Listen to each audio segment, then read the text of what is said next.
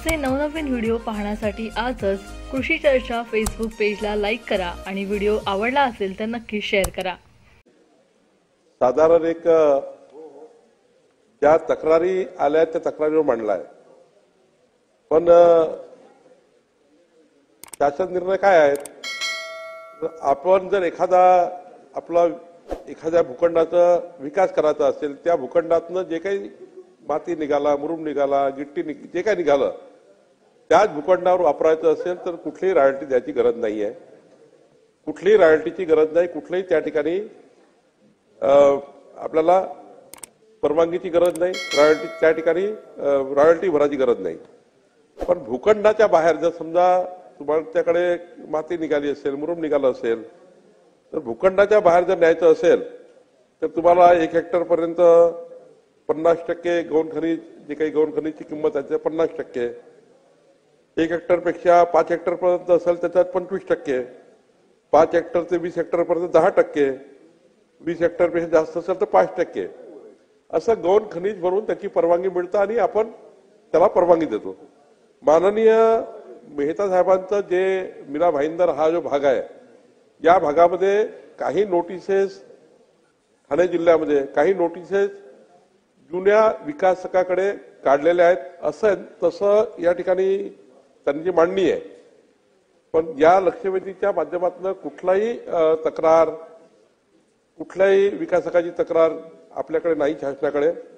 जर नरेंद्र मेहताजींनी स्पेसिफिक तक्रारी दिल्या की या विकासक हा कारण नसताना याला ब्लॅकमेलिंग सुरू आहे, कारण नसताना आमच्या तलाठ्याने नोटीस दिल्या आहे, कारण नसताना आमचे तहसीलदार त्या ठिकाणी त्रास देतात आहे, तर त्यावर स्पेसिफिक आपल्याला तिथल्या विभागीय आयुक्तांना, तिथल्या जिल्हाधिकाऱ्याला सांगून चुकीच्या नोटीस रद्द करता येतील, चुकीच्या नोटीसवर त्या ठिकाणी ब्लॅकमेलिंग करून नोटीस काढल्या असतील त्या रद्द करू आणि ज्या अधिकाऱ्यांनी केल्या असतील त्याच्यावर कारवाई करू।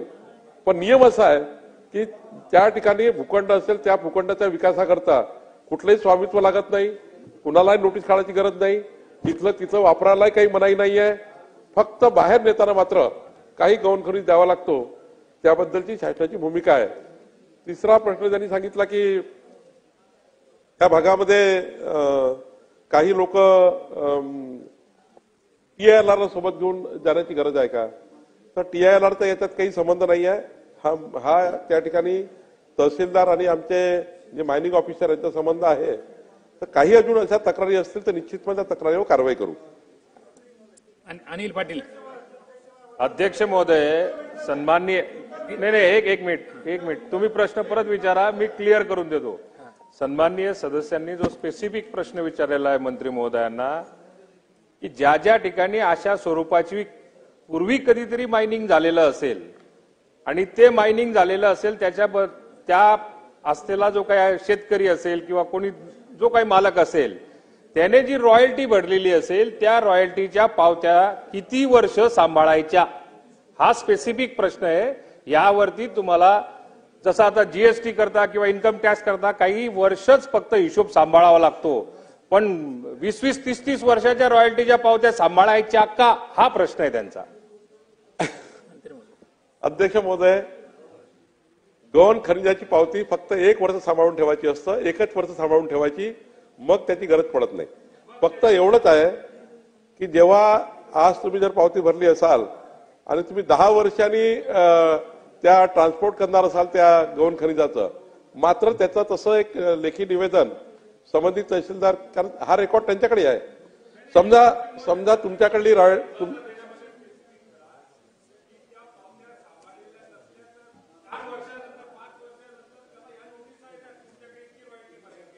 मी आपल्याला स्पेसिफिक सांगतो, फक्त 1 वर्ष तुमच्याकडे ती असली पाहिजे, नंबर 1।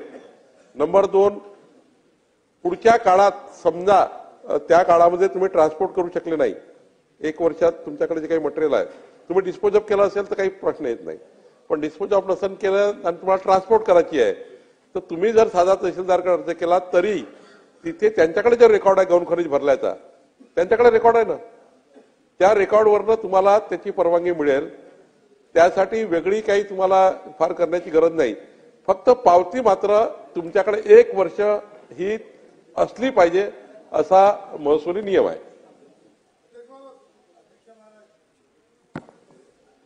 मंत्री महोदय, आपण जे 1 वर्ष म्हणतात त्यावेळी तहसीलदार एसडीओ कडे ज्यावेळी हिअरिंग असतात ते बोलतात अशी आमच्याकडे कुठल्याही कायद्यात तरतूद नाही, केवळ असं कुठलंही GR किंवा नोटिफिकेशन नाही. तर आपल्याकडनं त्यांना लेखी स्वरूपात जातील का की 1 वर्षापर्यंत आपण ठेवायची त्यानंतर गरज नाही? हा पहिला.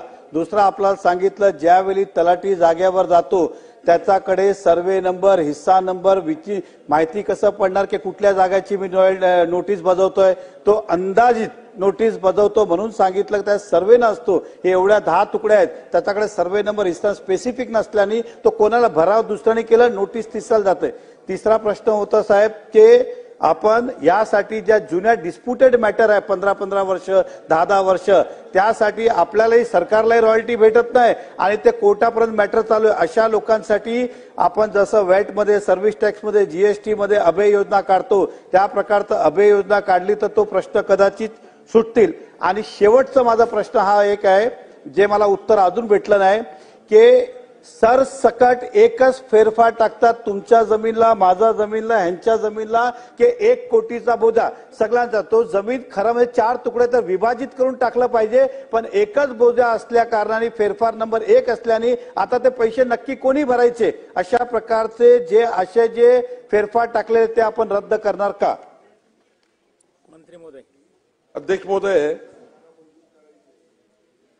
महाराष्ट्र गौण खनिज उत्खनन अधिनियम जो आहे 2013चा, त्यात 78 मध्ये लिहिलं आहे की 1 वर्ष पावती ठेवायची. तुम्हाला वाटलं तर पुन्हा एकदा खाली स्पष्टीकरण आपण देऊ किंवा अजून या ठिकाणी खालच्या अधिकाऱ्याची उजळणी करून देऊ.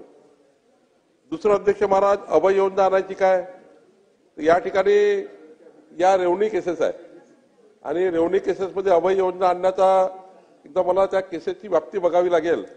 असं आपण सरसकट अभय योजना आणली तर त्या ठिकाणी शेवटी गौण खनिज नियम आहे, महसुली अधिनियम आहे, त्याचा निश्चित अभ्यास करून एक अभय योजना आणण्याचा. राहिला प्रश्न, एका जमिनीचे 4 तुकडे झाले असतील, एकाने उत्खनन केलं असेल आणि 4ला बोजा चढवतात गौण खनिजाचा, तर निश्चितपणे याच्याही बद्दलचं स्पष्टीकरण खाली विभागाला काढण्यात येईल. आपल्या जे धोरणात्मक बाबी मांडल्या आपण एक स्पेसिफिक काही त्या ठिकाणी उदाहरणं दिलं त्यावरही काम करू. पण हे जे 4ही विषय आपण मांडले आहेत त्यावर गरज पडली तर एक बैठक मी घेईल आणि बैठक घेऊन या सर्व विषयाचं एकंदरीत स्पष्टीकरण खाली विभागाला कसं जाईल आणि यानंतर विकासकाला कुठलाही त्रास होणार नाही या पद्धतीचं एक संपूर्ण त्या ठिकाणी परिपत्रक किंवा एखादा शासन निर्णय, कन्सोलेट शासन निर्णय हा आपण करू. म्हणजे विकासकाकडे राहील आणि अधिकाऱ्याकडे राहील. जेवढे कायदे आहेत त्या कायद्यांना धरून एक आपण त्या ठिकाणी कन्सोलेट एक त्या ठिकाणी नियमावली खाली आपण त्या ठिकाणी पाठवण्याचा प्रयत्न करू. अतिशय महत्वाचा असा विषय यापूर्वी सुद्धा या सभागृहामध्ये चर्चेला आलेला आहे. आज तो नव्या रूपात आलेला आहे आणि आपण मला बोलण्याची संधी दिली त्याबद्दल मी या ठिकाणी धन्यवाद व्यक्त करतो. माननीय बावनकुळे साहेब, मंत्री महोदय अतिशय कार्यक्षम मंत्री म्हणून त्यांचा लौकिक आहे. ज्या विभाग त्यांच्याकडे आला तो विभाग त्यांनी एकदम त्या ठिकाणी उत्तम काम करत त्यात अनेक मार्गदर्शक गोष्टी त्यांनी त्या ठिकाणी केलेल्या आहेत. अनेक वर्षापासून आम्ही ऐकतोय की वाळूचं नवीन धोरण येणार आहे, परंतु त्याची अजून काय अंमलबजावणी झालेली नाहीये. परंतु वाळू असा अत्यंत आवश्यक असा गोष्ट असल्यामुळे त्याला लवकर तो धोरण आलं पाहिजे. दुसरं, मला या ठिकाणी एक असं म्हणायचं आहे की PWD करता बांधकाम विभागाकरता काही घाट आरक्षित केले, त्याच धर्तीवर उद्योगांकरता काही घाट आरक्षित करणार आहात का?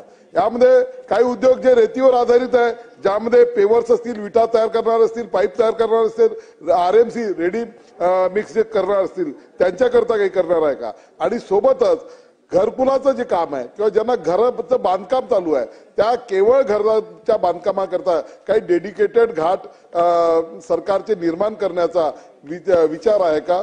याबद्दल मंत्री महोदयांनी त्या ठिकाणी सांगावं. मंत्री महोदय. माननीय अध्यक्ष महोदय, प्रश्न थोडा वेगळा आहे. ही लक्षवेधी वेगळ्या स्वरूपाचे, तरी माननीय जोरगेवार हे सिनियर आमदार आहेत. पुढच्या 8 दिवसामध्ये या राज्याचं वाळू धोरण येणार आहे. आम्ही जे वाळू धोरण तयार केलं संपूर्ण देशाच्या संपूर्ण राज्याचा अभ्यास करून संपूर्ण राज्यातनं आम्ही त्या ठिकाणी त्यांच्या कुठल्या कुठल्या वाळू धोरण आहे त्याचा अभ्यास आम्ही केला.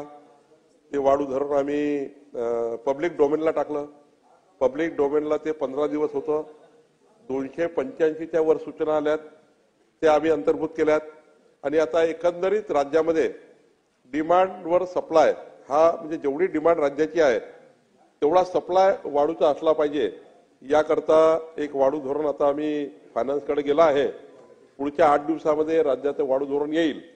त्यामध्ये आम्ही मोठ्या प्रमाणावर आज ते एका दिवशी नाही होणार, पण पुढच्या 2 वर्षामध्ये साधारणतः केवळ रिव्हर सँडच नाही तर दगडखानीवरनं त्या ठिकाणी एम सँड म्हणजे आता तर पीडब्ल्यूडी असेल, इरिगेशन असेल, परवा व्हीआरसीचाही रिपोर्ट आलाय की आता वाळूऐवजी आपल्याला दगड सँड म्हणजे एम सँड वापरता येईल.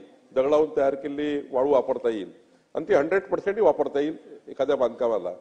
केवळ प्लास्टर करता ही रिव्हर सँड लागेल. बाकी कुठल्याही प्रकारचं कॉन्क्रीट करायचं असेल तर आता सँडची गरज नाही, आपल्याला एम सँड वापरता येतील. याकरता आपण राज्यामध्ये प्रत्येक जिल्ह्यामध्ये 50-50, 100-100 मोठ्या प्रमाणावर क्रशर ज्यातनं सँडच तयार होईल, वाळूच तयार होईल आणि ती वाळू 100% पीडब्ल्यूडी आणि इरिगेशनला वापरण्याचा प्रस्ताव त्यांनी मान्य केला आणि आता आपल्याला सप्लाय करायचा आहे. तर मोठ्या प्रमाणावर आपण त्या ठिकाणी एम सँडचे क्रशर आणि त्याकरता उद्योगाच्या सर्व सबसिडी, जसं उद्योगाला सबसिडी आहे त्या सर्व सबसिडी आपण या वाळू क्रशरला देणार आहोत.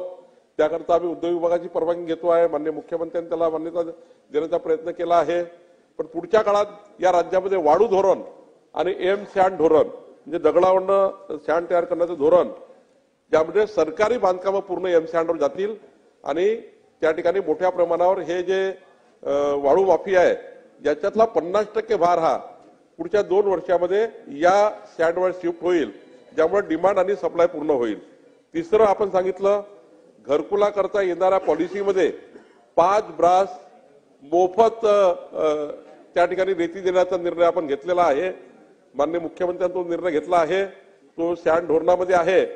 त्यामध्ये आपण प्रत्येक वाळू घाटावर म्हणजे जो वाळू घाटाचा लिलाव घेईल किंवा डेपो असतील तिथनं 100% म्हणजे तिथे प्रत्येक वाळू घाटावर घरकुलांना रेती देण्याचं आरक्षण आपण टाकलं आहे. आणि त्यामुळे आता जिल्हाधिकाऱ्यांना आणि सीओ जिल्हा परिषदना त्यांच्याकडे असलेल्या संपूर्ण घराची यादी ही त्या ठिकाणी बीडीओ तहसीलदार मार्फत त्या ठिकाणी दिल्यावर 0 रॉयल्टी इश्यू करणार आहेत. 0 रॉयल्टी इश्यू केली, जरी प्रायव्हेट सँड धारक असेल, त्यांनी लिलाव घेतला असेल किंवा डेपो असेल, तिथून त्यांना मोफत घरकुलाला त्या ठिकाणी सँड द्यावी लागेल. 0 रॉयल्टी देण्याबाबतचा निर्णय हा शासनाने घेतला आहे. लक्षवेधी क्रमांक 7. लक्षवेधी क्रमांक 7.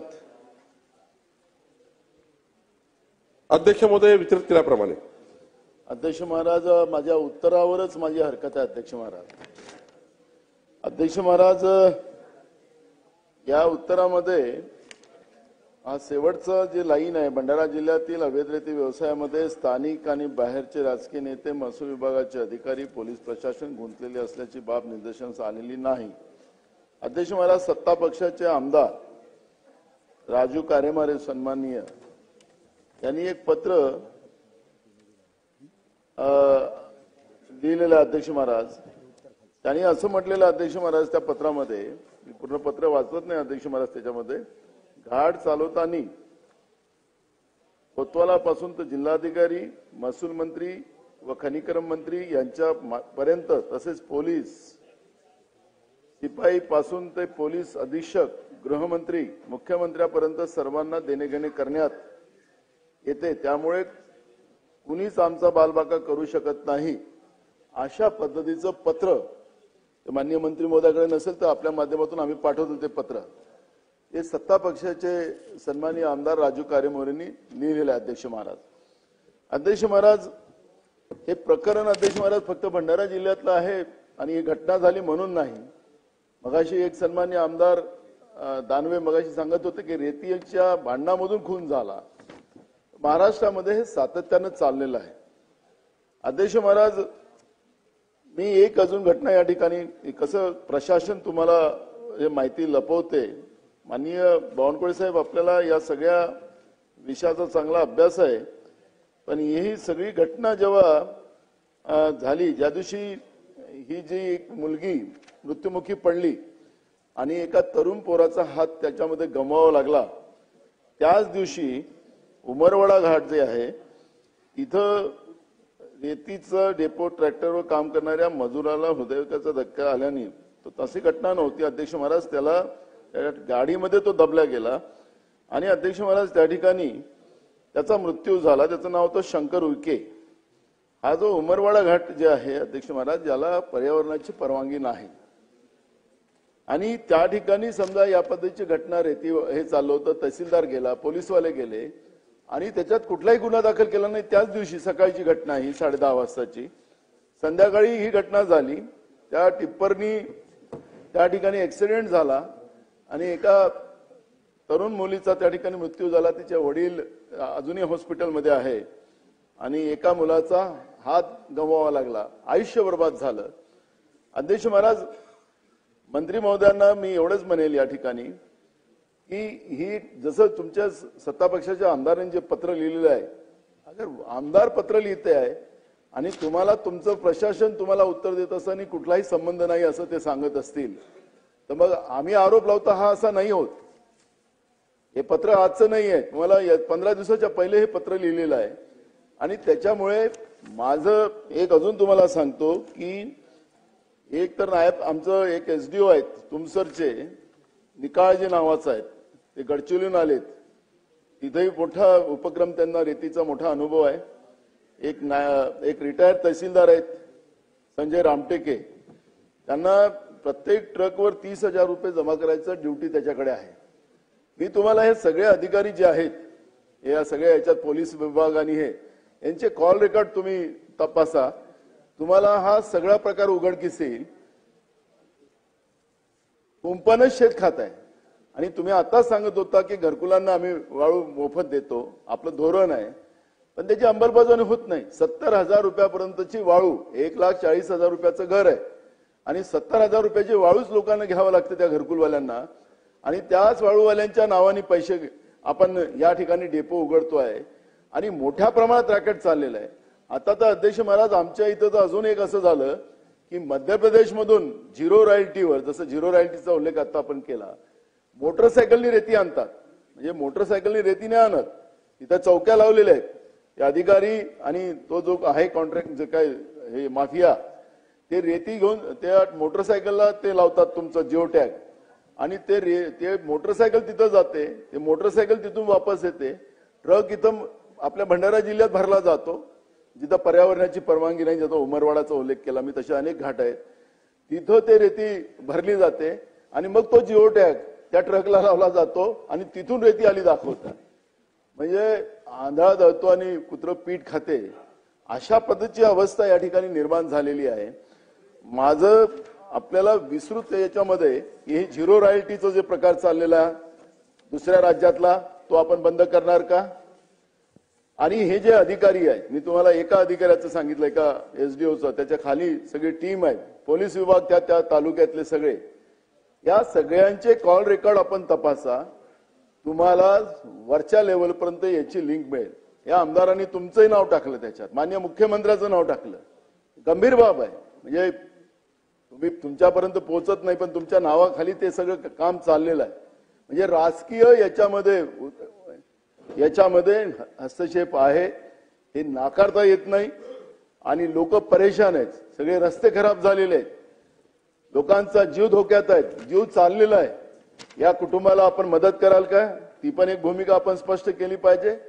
आणि वाळू धोरणाच्या बाबतचं जे आज आता चाललेलं आहे, नुसतं त्या जिल्ह्यामध्ये फक्त घरकुलासाठीच रेती, नगरपालिका असेल की ग्रामीण भागातले घरकुल असतील त्याच्यासाठीच ही जी बाहेर उपसा चाललेली आहे, पर्यावरणाची परवानगी नसताना सुद्धा अनेक घाटावर हे चाललेलं आहे. तर या सगळ्या अधिकाऱ्यावर आपण कारवाई करणार का, हा माझा स्पेसिफिक प्रश्न आहे. मंत्री महोदय. सन्माननीय नानाभाऊ पटोलेजींनी जी भंडारा जिल्ह्याच्या वाळूघाटाबद्दल परिस्थिती मांडली, खरं तर ही परिस्थिती नानाभाऊ तुम्हालाही माहिती आहे, मलाही माहिती आहे की संपूर्ण भंडाऱ्यामध्ये महाराष्ट्रातलं सर्वात जास्त रेतीचं जे रॅकेट आहे ते भंडारा जिल्ह्यात आहे आणि वैनगंगा आणि तिथली वाळू उत्कृष्ट असल्यामुळे सर्व भंडारा जिल्ह्यावर फोकस केलेला आहे. आणि ही गोष्ट खरी आहे की तिथल्या आमदारांनी एक पत्र कलेक्टरला लिहिलं आहे, सरकारला लिहिलं आहे. आणि त्या पत्र जेव्हा माझ्याकडे आलं व्हॉट्सअपवर, ते पत्र मी तिथल्या एसपीला पाठवलं. एसपीला सांगितलं या पत्राची पूर्ण चौकशी करा. मी मुख्यमंत्री महोदयाशी बोललो त्या पत्राबद्दल. आपणही त्या ठिकाणी जेव्हा भेट झाली तेव्हा होता. खरं तर हे कंटाळून लिहिलेलं पत्र आहे की ज्या पद्धतीने त्या ठिकाणी रॅकेट सुरू आहे. एका आमदारांनी कंटाळून शेवटी खालच्या अधिकाऱ्यांनी लक्ष दिलं नसेल म्हणून त्यांनी आमच्यावर आरोप केले, माननीय मुख्यमंत्र्यावर आरोप केले, सर्वांवरच आरोप केले. पण त्याची चौकशी आम्ही करायला लावली आहे. कोण त्या ठिकाणी पैसा जमा करतात आहे, कोण त्या ठिकाणी त्याचा रॅकेट आहे. ही गोष्ट खरी आहे की तिथले उपविभागीय अधिकारी तुमसर आहेत, एचडीओ भंडारा आहे, एचडीओ साकोली आहे. तीनही एचडीओच्या यंत्रणा ज्या आहेत त्या यंत्रणेमध्ये मोठ्या प्रमाणावर हजार दीड हजार ट्रक रोज भंडाऱ्यातून निघतात आहे. आणि पोलिसांना आज पोलीस तर उलट आपण त्याची मदत घेतोय. पोलिसांना बंधनकारक याकरता नाही आहे की पोलिसांना आपण रेतीबद्दलचे अधिकार अजून दिले नाही आहे. या वाढू पॉलिसीमध्ये आम्ही विचार करतोय की जेवढे अधिकार महसूल खात्याला आहेत तेवढे अधिकार पोलिसांना द्यायचे. त्यामुळं खरा पोलिसांचा फक्त भाग काय, महसुली अधिकाऱ्याला मदत करणे आजच्या तरी वाढू धोरणामध्ये. त्यामुळं खरं तर पोलिसांना आज काही बंधनं नाहीये की पोलिसांनी काय करावं काय करू नये. त्यामुळं आजच्या वाढू धोरणामध्ये आम्ही पोलिसांना कुठल्या सेक्शनमध्ये काय पोलिसांना कारवाई करता येईल, पोलिसांना कसे त्या ठिकाणी वाळू माफियाला त्या ठिकाणी त्यांचा बंदोबस्त करता येईल, हे अधिकार आता नवीन वाढू धोरणात आणतोय. आतापर्यंत तरी पोलिसांना फार अधिकार नाही आहे. फक्त त्या ठिकाणी महसूल अधिकारी गेला, महसूल अधिकारी गेला, पोलीस ते भीतीने करतात. महसुली अधिकारी गेला तर तेवढाच पोलिसांचा हस्तक्षेप असतो. बाकी हस्तक्षेप हा तोंडी आहे, बाकी लेखी काही नाही आहे. पण आता आपण बंधनकारक करतोय. त्यांच्यावरही सक्ती करण्याचा कायदा माननीय मुख्यमंत्र्यांशी बोलून मी वाढू धोरणामध्ये आणतोय. निश्चितपणे या सर्व अधिकाऱ्यांनी भंडारा जिल्ह्याची वाट लावली आहे, संपूर्ण वाट लावली आहे. आणि बीड सारखं नाही आहे पण ठीक आहे. निश्चितपणे या संपूर्ण अधिकाऱ्याची विभागीय चौकशी सीडीआर काढू, विभागीय चौकशी करू. आणि हे सर्व इन्व्हॉल्व आहेत. पोलिसांना आज मी पोलिसांना त्यांचं यावं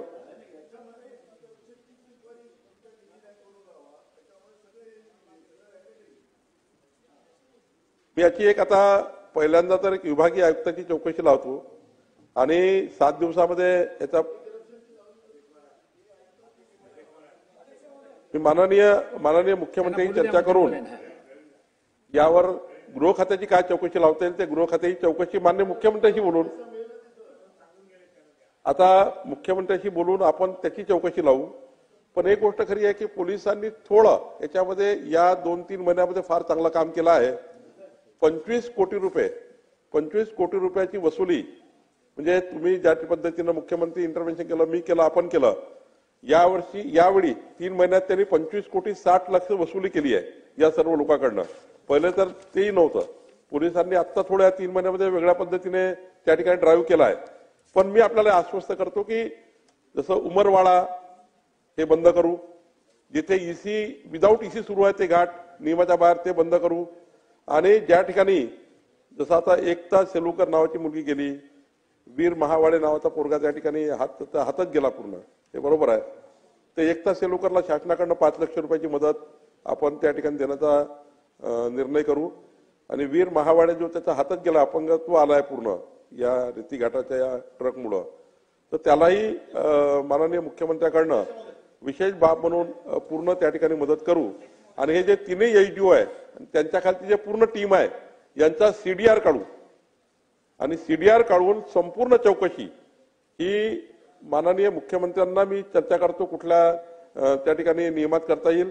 पण विभागीय चौकशी मात्र मी आपल्या विभागीय आयुक्ताकडनं करतो. आणि पुढच्या 7 दिवसामध्ये संपूर्ण आता मोटरसायकल एक दुसरा भाग याच्यामध्ये आहे की पर राज्यातली वाळू आपल्या राज्यात येण्याकरता छत्तीसगडवरनं एमपी वरनं आपण झिरो रॉयल्टी देतो. त्या झिरो रॉयल्टी मध्ये देण्यामध्ये मोठ्या प्रमाणावर त्या ठिकाणी आपण सांगितल्याप्रमाणे जिओ टॅगिंग मॅनेज करतात आणि मोठ्या प्रमाणावर इथलीच वाळू म्हणजे भंडारा जिल्ह्यातली वाळू, गोंदिया जिल्ह्याची वाळू, गोंदिया जिल्ह्याची वाळू आणि भंडारा जिल्ह्याची वाळू त्या ठिकाणी वापरण्यात येतं आणि रॉयल्टी मात्र एमपी आणि छत्तीसगडची वापरण्यात येतं. छत्तीसगड एमपीची रॉयल्टीवर इथलीच वाळू घेऊन त्या ठिकाणी मोठ्या प्रमाणावर वाळू मधला हा रॅकेट आहे, हा मोठा रॅकेट आहे. त्यामुळे याची पूर्ण चौकशी मी गृह विभागाची चौकशी माननीय मुख्यमंत्री सकारात्मक आहे. त्यांनी या ठिकाणी वारंवार सांगितलं आहे की याचा मोठा रॅकेटची चौकशी केली पाहिजे.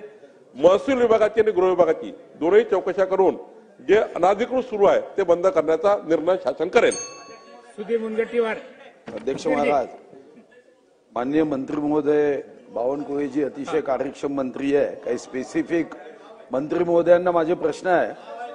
तुम्ही नव्हते नाही तर. अध्यक्ष महाराज, मंत्री महोदयांनी सांगितलं की घरकुल योजनेसाठी 5 ब्रॉस आम्ही रेती मोफत देऊ. माझा पहिला प्रश्न आहे की अर्ज केल्यापासून 15 दिवसात तहसीलदारांनी जर रेती दिली नाही तर त्यावर कारवाई करण्याचा GR आपण काढणार आहात का? पहिला प्रश्न. दुसरा, अध्यक्ष महाराज, 2 वर्षामध्ये साधारणतः 6000 पेक्षा जास्त वाहनं ही यामध्ये जप्त केली आणि 1 दिवसांनी, 2 दिवसांनी, 4 दिवसांनी सोडली. माझा दुसरा प्रश्न आहे की अनेक अधिकारी आता रेतीच्या संदर्भात धृतराष्ट्राच्या भूमिकेत गेले. तर या संदर्भात जो रेतीची चोरी पकडून देईल त्याला ते वाहन बक्षीस देण्याची योजना सरकार करेल का? हा, म्हणजे मग काही लोक सरकारला एक मित्र म्हणून काम करतील, अन्यथा काय?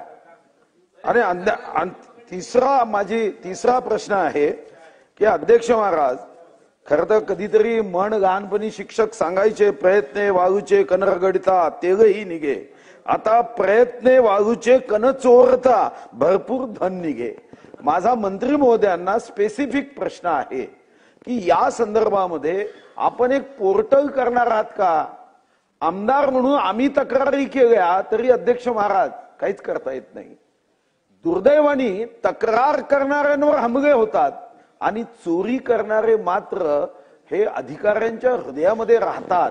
अध्यक्ष महाराज, यासाठी मंत्री महोदय झुंजार आहे, त्यांचं भविष्य एवढं उज्ज्वल आहे. आता आम्ही सूर्यास्ताच्या दिशेने निघालो आहे, ते सूर्योदयाच्या दिशेने निघाले आहे. तर अध्यक्ष महाराज, मंत्री महोदयांना माझी आग्रहाची विनंती आहे की घरकुलांचं स्वप्न पूर्ण करण्यासाठी 15 दिवसात जर घरकुलाचे पैसे दिले नाही किंवा घरकुलासाठी रेती दिली नाही तर 15 दिवसानंतर तहसीलदारावर कारवाई केलीच पाहिजे. मग पहा, धृतराष्ट्र सुद्धा कशा पद्धतीने अध्यक्ष महाराज जागे होतील हे करणार आहे का? मंत्री महोदय. सुधीर भाऊने अत्यंत महत्वाचा राज्याचा प्रश्न मांडला आहे. सुधीर भाऊ, 8 दिवसात जे आपलं वाळू धोरण येत आहे त्यामध्ये ही बाब अंतर्भूत करणार आहे की 15 दिवसाच्या आतमध्ये तहसीलदारनी घरकुलाला वाळू उपलब्ध करून दिली पाहिजे, अन्यथा तहसीलदारवर कारवाई करण्याच्या वाळू धोरणाचा भाग आम्ही करणार आहोत. स्पष्टपणे मी त्याच्यात म्हटलंय कुठेही आम्ही त्या वाळू धोरणामध्ये जेव्हा तुम्हाला गरज पडली तर मी आपल्याला विनंती करेल, अजूनही वाळू धोरण हे कॅबिनेटमध्ये यायचं आहे, 2-3 दिवसात येईल. मी ते वाळू धोरण नानाभाऊने पाठवतो, तुम्हालाही पाठवतो पुन्हा एकदा, त्याचा एकदा चेक करा. अजूनही काय टाकता येईल ते टाकू आपण. पण या राज्यातलं उद्याचं जे 2 वर्षानंतर या राज्यात वाळू माफिया संपले पाहिजे या दृष्टीने आपण करू. आणि सुधीर भाऊ, हे आपण करू. 15 दिवसाच्या आत घरकुलाला रेती मिळालीच पाहिजे, 5 ब्रास रेती मिळाली पाहिजे, 0 पैशात मिळाली पाहिजे. फक्त वाहतूक ही त्या घरकुल मालकाला करावी लागेल. फ्री रेती आम्ही देऊ आणि फ्री रॉयल्टी देऊ, एवढं आम्ही त्या ठिकाणी करू आणि 15 दिवसात देऊ. दुसरं, एक महाखरीद पोर्टल सुधीर भाऊ आपल्याकडे आहे, पण आपलं म्हणणं आहे की तक्रार करता एक पोर्टल महसूल खात्याने केलं पाहिजे. तर याचेही एक पोर्टल आम्ही निश्चितपणे सुधीर भाऊ करणार आहोत. ते वाळू धोरणाचा तोही भाग आहे, त्याच्यातही आपल्याला आम्ही समोर जातो आहे. आणि तिसरा प्रश्न तर तो आता सध्या जो वाहन जप्त केल्यावर ते वाहन माहिती बोलू दे त्यांना. हे मला मान्य आहे की तुम्ही ज्यानी गाडी पकडली त्याला ती गाडी देता येणार नाही, मान्य. पण वन विभागात आम्ही नियम काय केला होता अध्यक्ष महाराज, ती गाडी 7 दिवसाच्या आत आरटीओ मध्ये सरकारच्या नावाने करायचो. तुम्ही सरकारच्या नावाने गाड्या करा, या साऱ्या गाड्या जेसीबी पासून सर्व हे सरकारच्या नावाने करा आणि तुम्हाला नंतर योजना करता येईल की बचत गटाला मोफत द्या, बाकीच्यांना द्या, रोजगार लाभेल ना. एकच माणूस रेती चोरी करून श्रीमंत व्हायचा. अध्यक्ष महाराज, ही काही पद्धत नाही आहे. गोर गरिबांना त्याचा फायदा मिळू द्या. सरकार जमा करण्याचा वन विभागाचा जो कायदा आहे तो तसाच्या तसा. महसूल आणि वन हा एकच विभाग आहे. तुम्ही जमा करा गाड्या, सरकारला करा. माननीय सुधीर भाऊंनी ज्या सूचना दिल्या त्या सूचनेचा पूर्ण अभ्यास करतो आणि वन विभाग आणि महसूल विभाग एकच विभाग आहे. त्यामुळे सुधीर भाऊंनी जो काही निर्णय त्या काळात घेतला आहे त्या निर्णयाचा पूर्ण अभ्यास करून तातडीने याच्यात पुढे कसं जाता येईल याचा विचार करू. भास्करराव जाधव. अध्यक्ष महोदय, मला मंत्री महोदयांना सांगायचं आणि सभागृहाला पण सांगायचंय, असं कुठलं अधिवेशन नाही की ज्या ठिकाणी वाळूबद्दल चर्चा झाली नाही, असं कुठलंही अधिवेशन नाही. तिकडे जाते की इकडे. पण त्याच्यामध्ये जे मंत्री महोदय शब्दप्रयोग असतो ना, तो सातत्यानं आपला एकच असतो, वाळू माफिया, वाळू माफिया, वाळू माफिया. तुम्ही ऑक्शन करता, त्यांच्याकडनं ऍडव्हान्स मध्ये रॉयल्टी भरून घेता. रॉयल्टी भरून घेतल्यानंतर सुद्धा त्यांना ज्या पद्धतीनं त्रास अधिकारी देतात आणि मग त्यातून अधिकाऱ्यांच्यावर वगैरे हल्ले होतात. अनधिकृतपणे वाळू काढणं किंवा कुठलाही अनधिकृत व्यवसाय हा अधिकाऱ्यांच्या सहकार्याशिवाय आणि संगनमतांशिवाय मंत्री महोदय होत नाही. वाळू माफिया तुम्ही म्हणता, खऱ्या अर्थानं हे अधिकारीच हे उद्योग करतात, अधिकारीच. आता तुम्ही सांगताय की आम्ही नवीन वाळू धोरणामध्ये, मी ऐकलं सकाळचा तुमचा प्रश्न वरच्या सभागृहामध्ये, तो पण मी उत्तर ऐकलं की याच्यामध्ये आम्ही पोलिसांना सुद्धा काही अधिकार देतोय. पोलिसांना कुठले अधिकार नाही आहेत. पोलीस तर आता असं चालवताय की त्यांचा डायरेक्ट अधिकार नाही, त्यांनी फक्त सहकार्य करायचं. ते आता एखादा वाळू उपसा करणारा, अवैधरित्या वाळू उपसा करणारा जो माणूस असेल त्याला सांगतात तुझ्या गाड्या मी पाठवतो, त्या पोच करतो, त्याला अडवत नाही. आणि जो त्यांना मदत करत नाही किंवा ज्यांना कोण हप्ते देत नाही त्यांच्या गाड्या त्या पकडतात. माझी तुम्हाला विनंती आहे मंत्री महोदय, मला कोकणापुरेसं बोलायचं आहे की आमच्या कोकणामध्ये हातपाटीनं वाळू व्यवसाय करण्याची आम्ही त्याला पाठिंबा नेहमीच देतो. पण माझ्या कोकणामध्ये सध्या संपूर्ण खाडी किनारी ज्या पद्धतीनं सक्शन पंपानं वाळू उपसा सुरू झालाय, आम्ही घाबरलोय. अनधिकृत काम करणं, अवैध काम करणं, चुकीचं काम करणं कोकणाला मान्य नाही. सकाळी वरती प्रवीण दरेकरांनी हाच प्रश्न विचारला, सुदैवानं मी ते ऐकत होतो की आमच्याकडे संपूर्ण खाडी किनारी संगमेश्वर असेल, रत्नागिरी असेल, चिपळूण असेल, दापोली असेल, खेड असेल, मंडणगड असेल, सरसकट सक्शन पंप लागलेत. सरसकट सक्शन पंप हे अधिकाऱ्यांच्या सहकार्याशिवाय लागले. गेल्याच आठवड्यामध्ये मी मोठा उठाव केला, हातपाटीकडे आम्ही दुर्लक्ष करू पण सक्शन पंप बंद झाले पाहिजे. कलेक्टरनी लेखी ऑर्डर काढली, मंत्री महोदय लेखी ऑर्डर आहे. कलेक्टरनी काही तहसीलदारांना शोकॉज नोटीस काढल्या. 4 ते 6 दिवस फक्त वाळू बंद झाली. काल सकाळी मी जेव्हा घराकडून निघालो त्यावेळेला हायवेला चाललेल्या नवीन कन्स्ट्रक्शनला ताजी वाळू पाणी वाहत होतं. याचा अर्थ 4 दिवसामध्ये पुन्हा सक्शन पंप चालू झाले. हे तुमच्या अधिकाऱ्यांच्या सहकार्याशिवाय झाले. आणि म्हणून तुम्ही वाळू माफियांना तुम्ही शिक्षा कराच, पण त्याचबरोबर जोपर्यंत ही जबाबदारी तुम्ही अधिकाऱ्यांच्यावर नक्की करत नाही, यांना जबाबदार तुम्ही धरत नाही, तोपर्यंत हे 2 नंबरचे धंदे कोणाच्याही बापाला बंद होणार नाहीत. अधिकाऱ्यांनी मनात आणलं तर सहज बंद करू शकतात. 4 दिवस वाळू पूर्णपणे बंद केलेली 5व्या दिवशी कशी चालू होते आपोआप? अधिकाऱ्यांच्या सहकार्याशिवाय होते. आणि म्हणून तुम्ही याच्यामध्ये अधिकाऱ्यांना जबाबदार धरणार का? आणि तुम्ही वरच्या सभागृहामध्ये उत्तर दिलं, परंतु ते खुलाशेवार उत्तर दिलं नाही. आजच्या आज कोकणातली सक्शन पंपानं जी वाळू काढण्याचं काम सुरू झालंय ते तात्काळ तुम्ही बंद करणार का? आणि कोकणामध्ये ऑक्शन का करत नाही तुम्ही? तुम्ही लिलाव करा बा, लिलाव करा. लिलाव ज्याला कोणाला घ्यायचा त्याला घेऊ द्या, त्याला काढायचं त्याला काढू द्या, आमचा विरोध नाही. परंतु बीड आम्हाला करायचा नाही, आम्हाला चंद्रपूर करायचा नाही. कोकणामध्ये सुद्धा ह्या वाळूच्या पैशामुळे 2 नंबरच्या पैशा, बरं जाऊ दे मी शब्द मागे घेतो. त्यांनी सांगितलं ना चंद्रपूरला काय चाललंय ते, भंडारा सॉरी, दोन्ही शब्द मी मागे घेतो बाबा. झालं तर मला एकच फक्त मंत्री महोदय तुम्हाला सांगायचं आहे की अनधिकृत पैसे, अवैध पैसे, चुकीच्या मार्गाने पैसे, 2 नंबरचे पैसे मिळाले की माणसाला नको ते उद्योग सुचतात. शांत सुसंगत असलेला कोकण शांत ठेवा. वाळूवरून आता मारामाऱ्या व्हायला लागल्या आहेत. परवांच्या दिवशी 2 डंपरच्या मध्ये एका माणसाला घालून मारला गेला. ते प्रकरण दाबलं गेलं आणि म्हणून आजच्या आज आपण त्या ठिकाणी सक्शन पंपानं काढणारी वाळू संपूर्ण कोकणपट्टीवरची थांबवाल का? महाडमधून सुद्धा ती तक्रार आली, सोलापूरमधून ती तक्रार माझ्याकडे आली आणि म्हणून थांबवाल का? आणि तात्काळ या ठिकाणी ऑक्शन काढा. तुमचं वाळूचं धोरण कधी येते मला माहित नाही, पण ते वाळूचं धोरण आणतोय म्हणताय ते आणा. आणण्यापूर्वी मी पुन्हा एकदा सांगतो, पोलिसांच्यावर जबाबदारी टाका. पण पोलिसांना अधिकार दिलं तर तुमचा हेतू साध्य होणार नाही. आणि म्हणून पुन्हा तुम्ही पोलिसांना याच्यामध्ये सगळ्या गोष्टीत कुठल्या गोष्टीत पोलिसांना अधिकार नाही आहेत आणि म्हणून या 3 गोष्टींचा विचार कराल का? सक्शन तात्काळ बंद कराल का? ऑक्शन काढाल का? आणि नवीन वाळू धोरण ताबडतोब आणाल का? अध्यक्ष महोदय, भास्कर जाधव साहेबांना मी नम्रपणे सांगतो की वाळू धोरणाला एवढ्या करता उशीर लागला.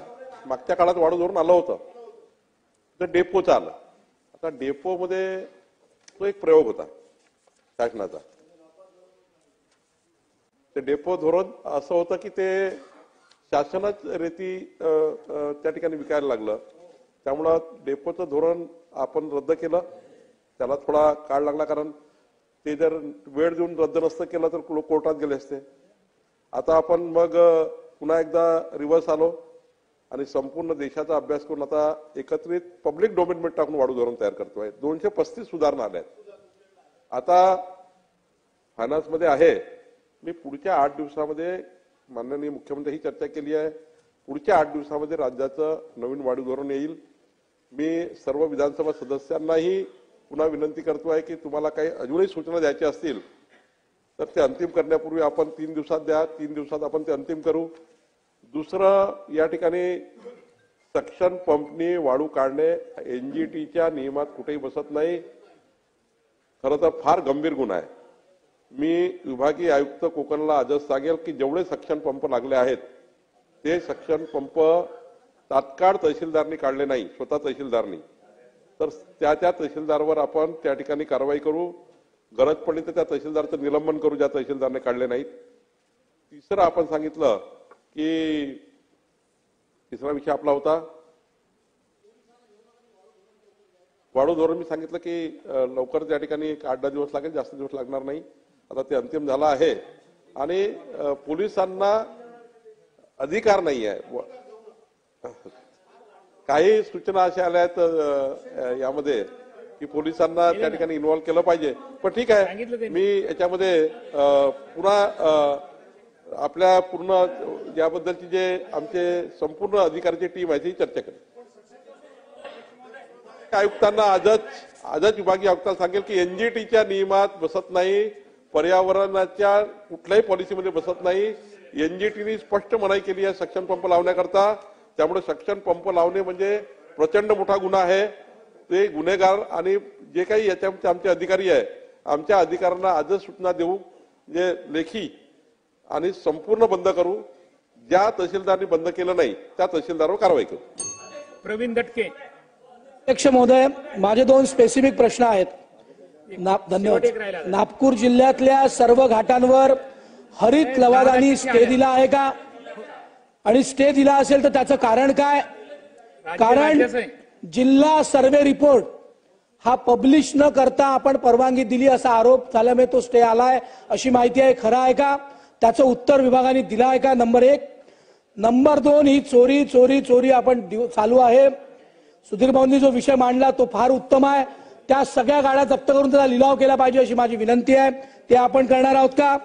नंबर 3, आपण नागपूर सुधार प्रन्यास असेल, नागपूर महानगरपालिका असेल, पीडब्ल्यूडी असेल, तत्सम ज्या सरकारी एजन्सी आहेत त्यांना आपण घाट वितरित करणार आहोत का? जेणेकरून त्यांचे जे लोकोपयोगी कामं आहेत, जे विकासाचे कामं आहेत, ते या चोरींच्या किंवा या घाट थांबण्यामुळे थांबले आहेत. त्यामुळे नागपुरातल्या नागरिकांना प्रचंड त्रास होतोय. सगळे घाट बंद आहेत. या चोरी माफियांमुळे, या सगळ्या माफियांमुळे नागपूर शहरात जी रेती 200-300 रुपये ब्रास मिळायला पाहिजे ती 10-20 हजार रुपये ब्रास मिळते. हा त्या सामान्य नागरिकांना त्रास होतोय. पहिलं धोरण आलं की रेती विकणार होते तहसीलदार, ते चोरी करायला लागले.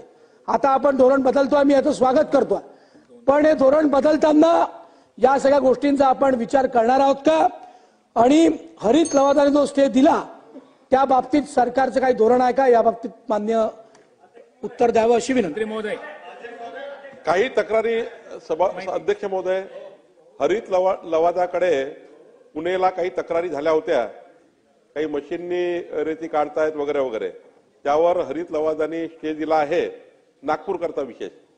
तर त्यामध्ये तो स्टे उठवण्याकरता काही तक्रारी ज्या आहेत त्या चुकीच्या आहेत, तो स्टे उठवण्याकरता आम्ही त्या ठिकाणी एनजीटी समोर गेलो आहे आणि लवकरच तो स्टे उठेल याच्याकरता आम्ही प्रयत्नशील आहोत. राहिला प्रश्न वाळू मिळण्याचा, तर लवकरच वाळू धोरण आल्यानंतर या ठिकाणी आम्ही सुधारणा करू आणि सर्वच महाराष्ट्रामध्ये वाळू मिळाली पाहिजे याची काळजी घेऊ. विजय वडेट्टीवार. महोदय, माननीय मंत्री महोदयांनी फार सकारात्मक तसं उत्तर आहे. एक मिनिट, फार चांगलं उत्तर आपण दिलात. दोन गोष्टी खरं म्हणजे या सभागृहात या वाळू धोरणावर चर्चा होत असताना महत्वाचा विषय तिथेच येतो की अधिकाऱ्यांच्या संगनमताशिवाय पुढची गोष्ट होऊ शकत नाही.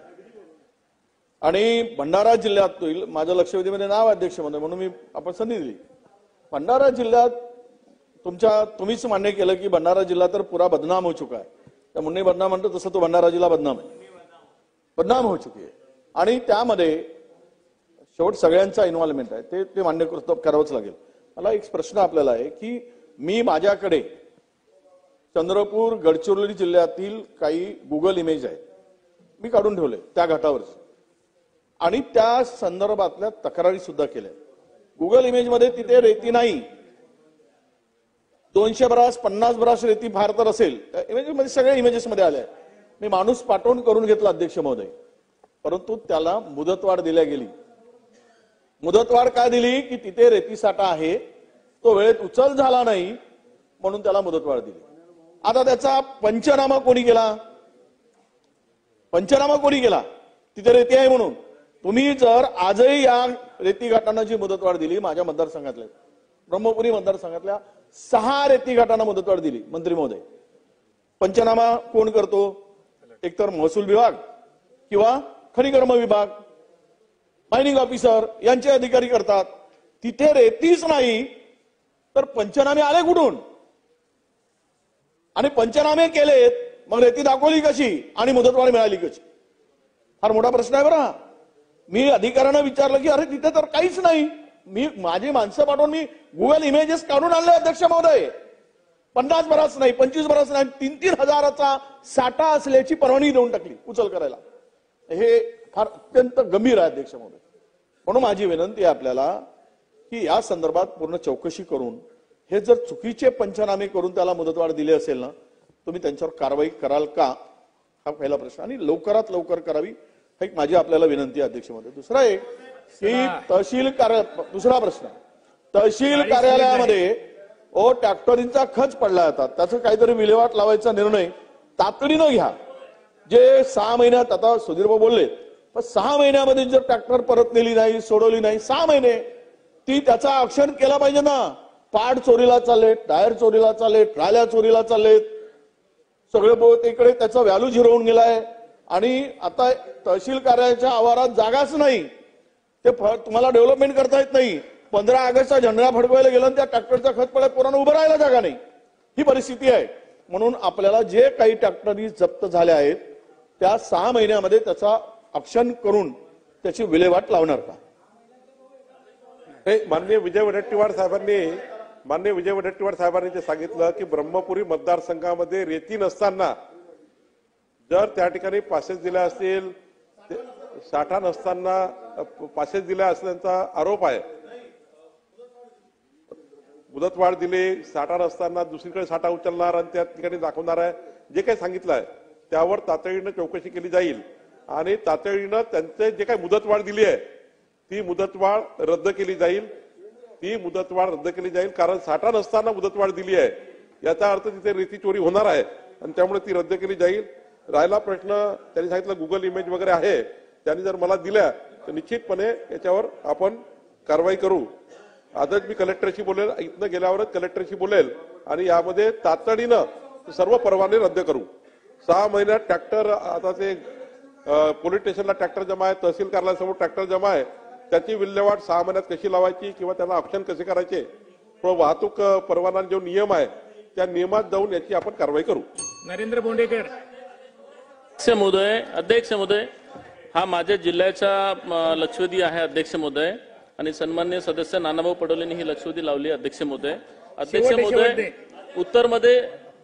उत्तरमध्ये माननीय मंत्री महोदयांनी काही गोष्टीचा खुलासा केला अध्यक्ष महोदय, आणि नानाभाऊंनी सुद्धा सांगितलं की नक्कीच त्या मध्य प्रदेश मधून जी काही रॉयल्टी येते आपल्या जिल्ह्यामध्ये, भंडारा जिल्ह्यामध्ये, ती खरंच ती मोटरसायकलने येते आणि इथूनच ते रेती काढून विकल्या जाते अध्यक्ष महोदय. अध्यक्ष महोदय, मी ह्या विरोधात मागच्या वर्षी लक्षवेधी लावली होती आणि त्यावेळेसचे सन्मानित महसूल मंत्री होते विखे पाटील, त्यांनी विभागीय आयुक्तांची एक समिती सुद्धा नेमली होती आणि त्याच्यावरती कारवाई करण्याचं आश्वासन दिलं होतं मंत्री महोदय. त्याच्यावरती कुठलीच कारवाई झाली नाही अध्यक्ष महोदय. अध्यक्ष महोदय, पुन्हा त्याला महसूल विभागाच्या मार्फत 2दा झिरो रॉयल्टी देण्यात आली अध्यक्ष महोदय. अध्यक्ष महोदय, महत्वाचं हे आहे की जिल्हा प्रशासनाचे जे मोठे अधिकारी आहेत त्यांची इच्छा नसताना सुद्धा कोणता असा मोठा नेता आहे ज्यांच्या दबावामध्ये जिल्हाधिकारी आणि एसपी हे काम करतात अध्यक्ष महोदय, हा सगळ्यात महत्वाचा प्रश्न आहे अध्यक्ष महोदय. अध्यक्ष महोदय, महत्वाचा हा विषय आहे. माझ्या भंडारा मतदारसंघातून जर पाहिलं अध्यक्ष महोदय, एक तहसीलदार आहे, प्रश्नच विचारतो अध्यक्ष महोदय. भंडारा तहसीलदार आहेत, भंडारा तहसीलदारांना 2दा ट्रान्सफर केलेत, तिसऱ्यांदा त्यांना निलंबित करण्यात आलं कारण त्यांनी येणे चुकीचे केलेत, घाट अदला बदली करून दिलेत आणि इतकं सगळं चालू आहे अध्यक्ष महोदय. आदिवासीची जमीन येणे करून टाकलं त्यांनी, अनेक उलटे सुलटे काम केलं आणि म्हणतात काय, मला नागपूरमधून वरदहस्त आहे, माझ्या मागे मोठा नेता आहे, माझ्या कोणी बिघडू शकत. अध्यक्ष महोदय, मी 2009 पासून आमदार आहे, माझ्याच मतदारसंघामधून जर असं होत असेल मंत्री महोदय, आपण अशा तहसीलदाराला ताबडतोब निलंबित आजच्याच निलंबन करायला पाहिजे अध्यक्ष महोदय. खरं तर आपलाच मंत्रालयाचा आदेश होता 9/10/24चा निलंबनाचा आदेश आहे, त्याला आदेश असताना त्यांनी कोर्टात गेले, ती उठल्या सुटल्या कोर्टातच जातात. आणि महत्वाचं आहे की शासनाचा आदेश असताना कलेक्टरनी त्याला जॉईन कसं करून घेतलं अध्यक्ष महोदय.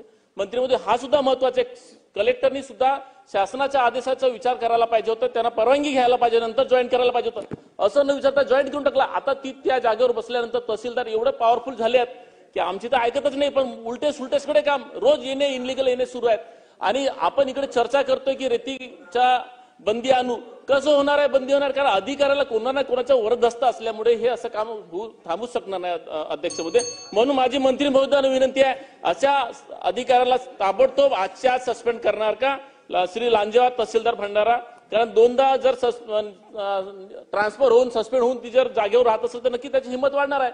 आणि मगाशी सुधीर भाऊनी काय फार चांगला प्रश्न केला की ज्या गाड्या आहेत ते आपण 8 दिवसाच्या आत जमा करायला पाहिजे, पण त्यातच ट्रॅक्टर जे आहे जे घरगुती रेती आणतात, मागच्या प्रश्नामध्ये आशिष जयस्वालनी प्रश्न केला होता मागच्या वर्षी आणि मंत्री महोदयांनी सकारात्मक उत्तर दिलं होतं की जो लोकल तिथं काही रोजगार नाही आणि ते लोक गावच्या गावामध्ये रेती आणतात त्यांना अशी काहीतरी मुभा द्यायला पाहिजे, कारण ट्रॅक्टरला जमा करत गेलं आपण तर त्यांना रोजगारच नाही अध्यक्ष महोदय आणि क्राईम वाढेल. म्हणून ते स्थानिक लोकांना तिथच्या तिथे काय रोजगार देता येईल, त्यांना काय सूट देता येईल, काय मदत करता येईल शासनाच्या वतीने, याची अशी काय पॉलिसी आणणार का अध्यक्ष महोदय. मंत्री महोदय अध्यक्ष महोदय, प्रश्न स्कोपच्या बाहेर चाललाय आणि तितका स्कोप वाढलाय की या प्रश्नाचं एकंदरीत या प्रश्नाचे सर्व उत्तर वाढू धोरण आल्यावर मिळेल. वाढू धोरण आल्यानंतर 90% प्रश्न सुटणार आहे. आणि राहिला प्रश्न झिरो रॉयल्टीचा, नानाभाऊ, मी झिरो रॉयल्टी जी आहे इतर राज्यातून परराज्यातनं आपल्याकडे जी वाढू येतं त्याकरता सुप्रीम कोर्टाचा एक निकाल आहे की तुम्हाला मध्य प्रदेशची वाढू महाराष्ट्रात, महाराष्ट्राची वाढू मध्य प्रदेश पण जाता येतं, पण झिरो रॉयल्टी घ्यावी लागतं. झिरो रॉयल्टी बद्दलच्या तक्रारीवर आपण भंडारा जिल्ह्यात जे झिरो रॉयल्टीवर जे त्या ठिकाणी भ्रष्टाचार सुरू आहे भंडारा आणि गोंदिया जिल्ह्यामध्ये, आपण भंडारा आणि गोंदिया जिल्ह्यापुरतं तात्पुरतं आपण झिरो रॉयल्टी देण्यावर स्टे देऊ. झिरो रॉयल्टीचा स्टे देऊन त्या ठिकाणी त्यांची चौकशी करू. जोपर्यंत हा जो आपण मांडला प्रश्न आहे या प्रश्नाची विभागीय आयुक्तामार्फत चौकशी पूर्ण होत नाही तोपर्यंत झिरो रॉयल्टी इश्यू करणार नाही. ना भाऊ ते राहिले मग बोलायचे ना किती वेळ चालणार आहे अध्यक्ष महाराज, माझा स्पेसिफिक प्रश्न असा आहे की आपण ज्याला पर्यावरणाची परवानगी नव्हती असे घाट जेव्हा चालू आहेत तर त्याला तहसीलदार, SDO आणि स्वतः मायनिंग ऑफिसर त्याला जबाबदार आहे. ते तुमच्याजवळ यादी आहे, तुम्ही मान्य केलेली आहे. त्यांना तातडीनं निलंबित करणार काय, हा एक महत्वाचा प्रश्न.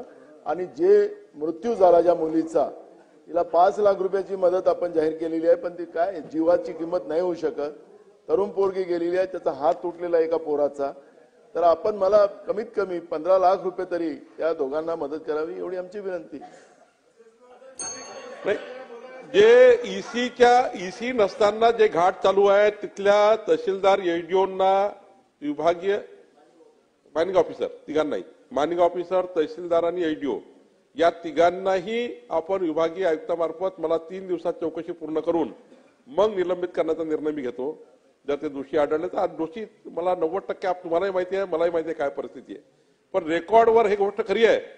जर एखादा सभागृहात निलंबित केल्यानंतर डायरेक्ट मॅटमध्ये जाऊन स्टे मिळवतात आणि त्या ठिकाणी प्रोटेक्शन मिळवतात. विभागीय चौकशी करून जर आपण कारवाई केली तर तुम्हाला न्याय मिळेल आणि सभागृहातही जे प्रश्न निघाले त्यालाही न्याय मिळेल. त्यामुळे 3 दिवसात विभागीय चौकशी करतो. तिसरं, लांजेवार बद्दलही माननीय भोंडेकरजी त्याची चौकशी विभागीय आयुक्ताकडे करू.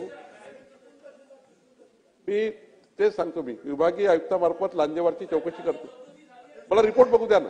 मला 3 दिवसाची वेळ मागितली आहे मी. भोंडेकरजी आणि नानाभाऊ तुम्हाला 3 दिवसाची वेळ मागतोय.